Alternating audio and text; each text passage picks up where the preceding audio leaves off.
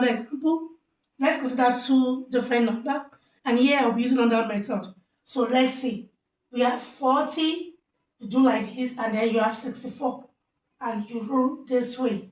And you look for a similar number that can divide both 40 and 64. Whatever number that divides this must equally divide the next number. If you are able to three numbers, make sure you use the same number to divide them. So we go 2. 2 inside 40 is 20. This same 2 inside 64 is what? 3 here, and then we have 2, 32. 2 inside 20 is 10, and 2 inside this is what? 16. 2 will still go. 2 inside 10 is 5, and 2 inside 16 is now 8. Now, looking at 5 and 8, 5 is an odd number, while 8 is what? Even number. There is no singular number or same number that can divide 5 and as well divide 8. The same number. Except you want to use 5 to divide 5, which will give you 1, and 2 will still go here, or 8 can divide itself. But when you're using this same second method I'm teaching, you don't use separate numbers. So therefore, as there's no similar number that can divide this 5 and 8, you're going to stop this division at this place. So in this our notation side, we have 2 by 2 by 2 equals to what? 8.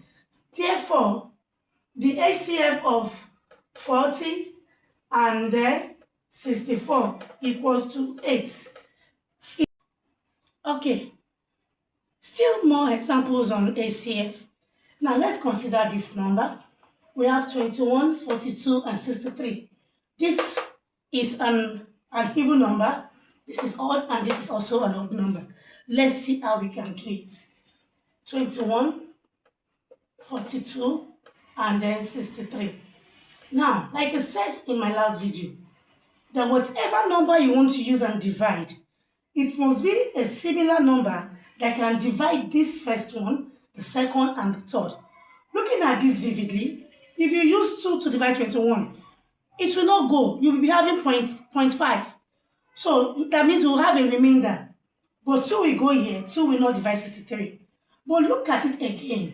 Let's see if 3 can divide. 3 can go in 21 under 7 times. 3 can go here, and 3 can also go in 63. Therefore, 3 is the perfect number to use to divide. So we move 3. 3 inside 21 is 7, because 3 times 7 will give you 21. 3 inside 42, don't rush yourself as a student. 3 divided by 4 is 1. Remainder 1. Add it up here, you have 12. 3 inside 12 is how many times? 4. And then you go. Inside 63, 3 inside 6 is 2, and 3 inside 3 is 1. You are done with the first line. Then look at the second one, the new one you just generate. So what can go? 7 will divide, 2 is here, and this is another one, 7.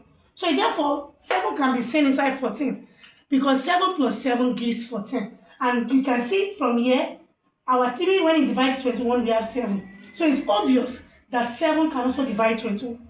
So therefore, for this next one, you will be using 7 to divide. So 7 divided by itself is 1. 7 divided by 14 is 2. And 7 divided by 21 is 3.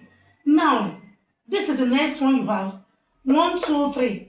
No singular number or same number can divide 1, 2, 3. They are all prime numbers. So therefore, you will stop your division at this level. So you go, therefore, the HCF of 21, 42, and 63 equals to 3 by 7.